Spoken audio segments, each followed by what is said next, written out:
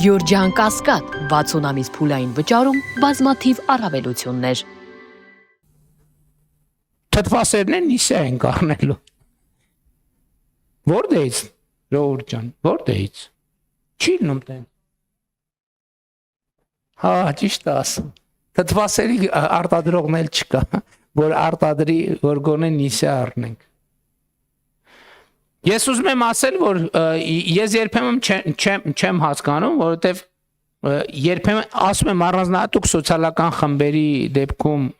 դա հանրային համերաշխության խնդիր է, բայց երբեմն անկեղծ ասեմ, ես ինձ համար ընդունելի չի որոշակի բան է, հազար ներողություն այդ բանի համար, ասենք այդ որոշակի մուննաթային տոն, որտեղ մենք չենք աշխատում 20 տարի է,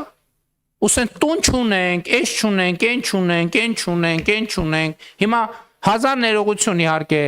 բանի, բայց եթե հիմա ես էլեկտրոնային փոստս բացեմ, էկրանին արտահայտում եմ, ասենք ես դա խնդիր է, մենք պետք է ասենք դա նորմալ չի, Ժողովուրդ ջան, տենց բան ասել գիտես ինչ չեմ աշխատում,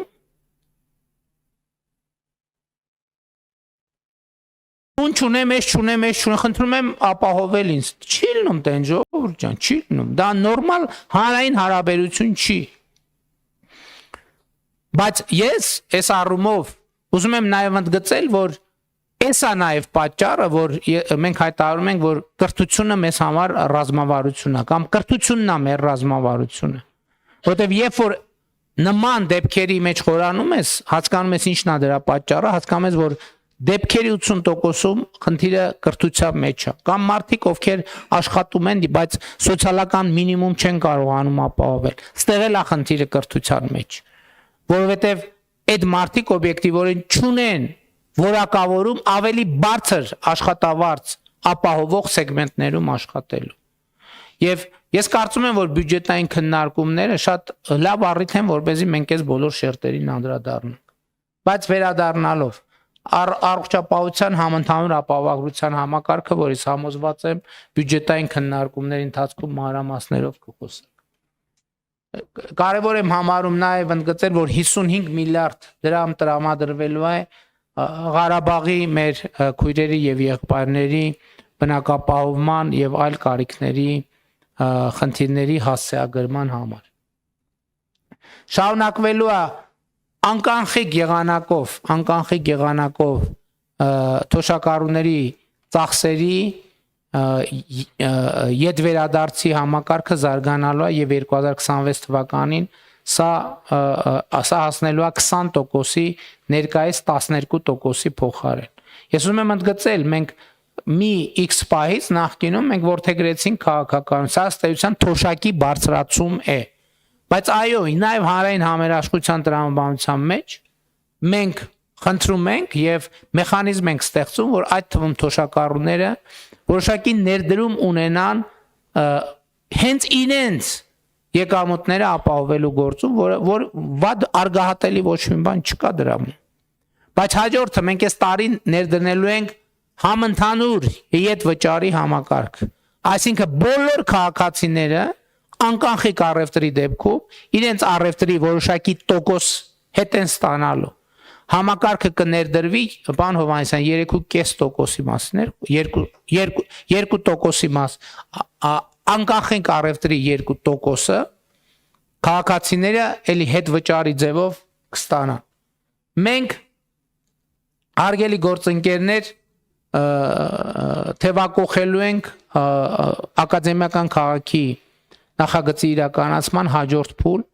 Այս տարի մինչև տարեվերջ մենք կհաստատենք արդեն դե յուրե որոշմամբ ակադեմիական քաղաքի մաստեր պլանը կամ գլխավոր հատակագիծը, չգիտեմ որ տերմինն ավելի ճշգրիտ, մաստեր պլանը եւ կսկսենք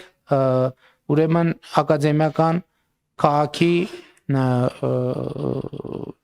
իրագործման հաջորդ արդեն դե յուրե եւ դե ֆակտո լիարժեք փուլը։ Իհարկե կշարունակվի, մենք 2026 թվականին ավարտին կհասնենք մեր 300 դպրոց 500 մանկապարտեզ ծրագիրը եւ ուզում եմ ընդգծել, որ մեզ հիմա մեզ համար հիմա ակնհայտ է, որ 300 դպրոցի ծրագրից հետո մենք պետքա որդեգրենք նոր 300 դպրոց ծրագրի, որովհետև դա էլ հաջորդ մեր արձանագրումն էր եւ այն դեպքերից է, երբ որ մենք մեր երկիրը երկրի մասին ինֆորմացիա մեզ թվում է շատ գիտենք, բայց իրականում շատ չգիտենք։ Որտեւ 300 որ ասում ենք, մեզ թվում է թե 300 դպրոց կկառուցենք եւ երկրում դպրոցների պահանջարկը դրանով կբավարարվի։ Բայց ոչ, ես ավելին ասեմ, այն հաջորդ 300-ից հետո մենք պետքա եւս մի 300 անենք։ Այո, եւս 3 հատ 300 պետքա կառուցենք, որպեսզի կրթության պատշաճ մակարդակ տեղի ունենա։ Հարգելի գործընկերներ, Հայաստանում աղքատության տոկոսը շարունակում է մնալ բարձր։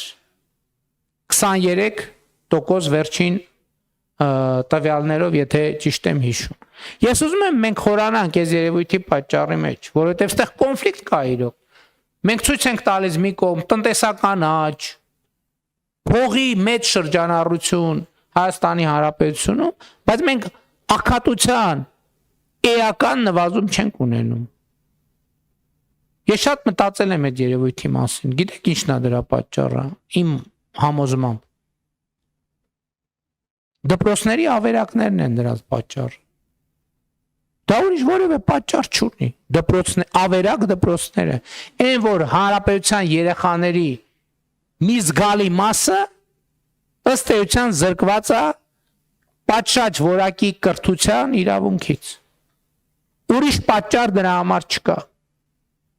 Որովհետև այդ ոնց է որ 100 հազարավոր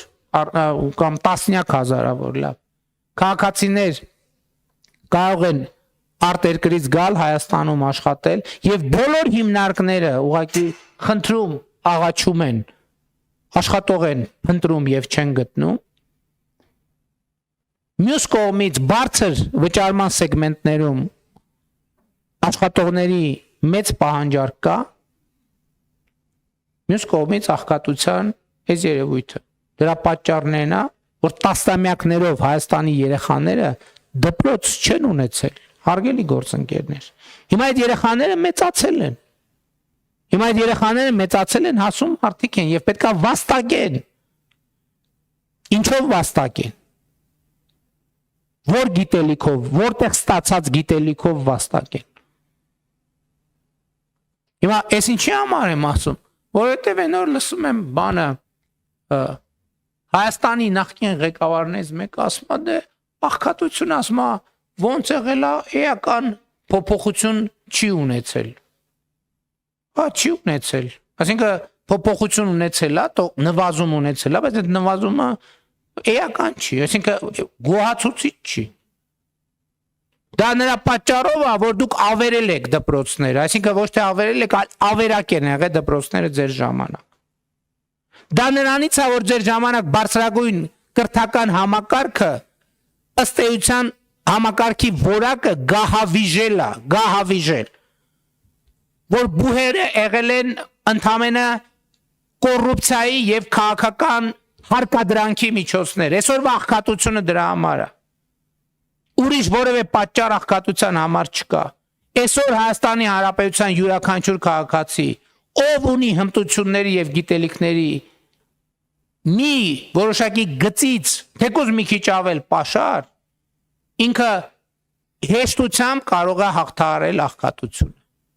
Բա մենք ոնց ենք պատկերացնում, եւ երկրորդը աղքատությունը հաղթահարում են աշխատանքով։ Ուրիշ տարբերակ չկա աղքատություն հաղթահարելու։ Իսկ որպեսզի աշխատանքը բերի աղքատության հաղթահարում, այդ աշխատանքը պետք է լինի որակավորված աշխատանքով։ Բա մենք աղքատության հաղթահարումը ոնց ենք պատկերացնում, տանենք ամեն աղքատի ամիս 2 միլիոն դրամ տանք, նախ դա էլ չի հաղթահարելու աղքատությունը, որովհետև այդ 2 միլիոն դրամը ծախսելու գիտելիք էլ է պետք ունենալ։ Եվ երկրորդ այդ 2 միլիոն դրամը որտեղից տանք, ում հաշվին տանք։ Ես ցույց տվի բյուջեի ձևավորման մեխանիզմը։ Ով է պատրաստ ինքը աշխատի, որպեսզի չաշխատողները, ով է պատրաստ, որ ինքը 10 տարի ներդրում անի իր կրթության մեջ, հետո աշխատի, այն մարդիկ կան այսօր այո 2-3 միլիոն դրամ աշխատավարձ են ստանում, բայց միջև հիմա իրանց ուսանող ժամանակ եղած վարկերն են փակում։ Կա նաև այդպիսի մարդիկ։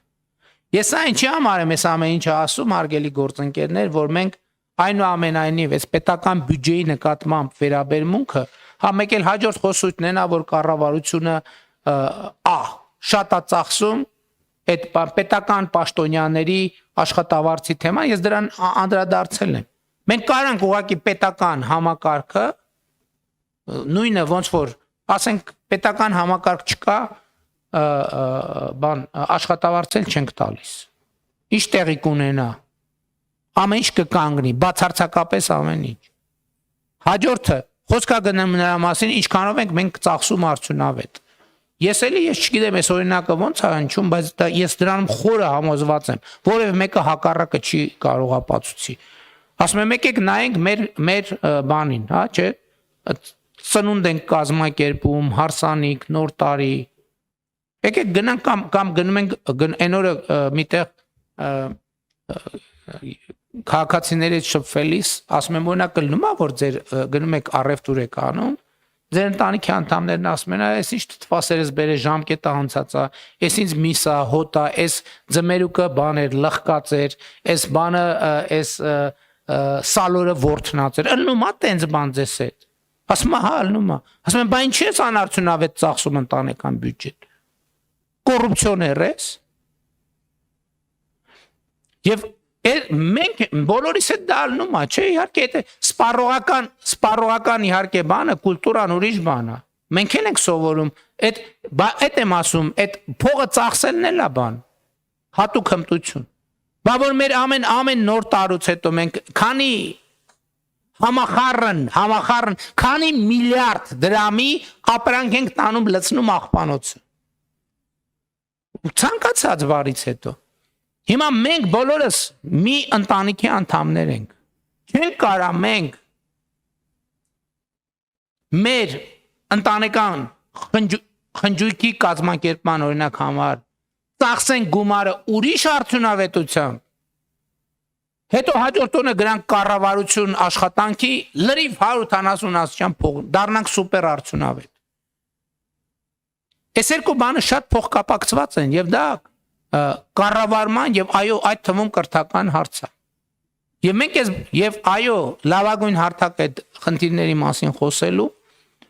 պետական բյուջեի նախագծի քննարկումներն են, որովհետեւ պետական բյուջեն նրա ծախսային եւ եկամտային մասը եւ բյուջեի հաշվետվությունները հարգելի գործընկերներ արտահայտում են մեր բոլոր առավելությունները, ոչ միայն կառավարության, այլև մեր հանրային բոլոր առավելությունները եւ թերությունները։ Բոլոր արդյունավետությունները եւ անարդյունավետությունները եւ մեր հանրային խնդիրները ճանաչելու, դրանք տեղորոշելու եւ լուծելու միակ մեխանիզմը պետական բյուջեն է։ Ես էլի ուզում եմ ասեմ, մենք պատուհանից նայում ենք, ինչ որ տեսնում ենք եւ ինչ որ չենք տեսնում, այդ ամեն ինչը պետական բյուջեն է։ Ինչ որ տեսնում ենք, պետական բյուջեն այդտեղ ինչ որ մի բան արել է, ինչ որ չենք տեսնում, ուրեմն պետական բյուջեն ինչ որ մի բան չի արել, իսկ չի արել այն պատճառով, որ մենք տասնամյակներով մեր թթվասերը առնելիս ՀԴՄ չենք վերցրել։ Եթե մենք հաշվենք, թե մենք մեզնից յուրաքանչյուրը մեր կյանքում չվերցրած ՀԴՄ-ների արդյունքում կամ ՀԴՄ չվերցնելու արդյունքում ինչքան եկամուտ է շրջանցել Հայաստանի Հանրապետության բյուջեն, հավաստիացնում եմ, խոսքը ոչ թե միլիոնների, խոսքը ոչ թե միլիարդների, խոսքը տրիլիոնների մասին է։ Եվ մենք պետք է այդ տրիլիոնների մի մասը անվերադարձ կորել են, մի մասը ինչ որ ձևով հնարավոր կլինի այդ թվում ապօրինի գույքի բռնագանձման եւ այլ մեխանիզմներով հետ բերել, բայց մեր խնդիրը հետեւյալն է, որ մենք այլևս այդ տրիլիոնները չկորցնենք եւ մենք կենտրոնացած մնանք այն թեմայի վրա եւ այն ընկալման վրա, որ Հայաստանի Հանրապետության պետական բյուջեն մեզնից յուրաքանչյուրի եւ մեր համընդհանուր ընտանեկան բյուջեն է։ Շնորհակալություն եւ հաջողություններ եմ մաղթում ազգային ժողովում բյուջեի նախագծի քննարկումներին։ Շնորհակալություն։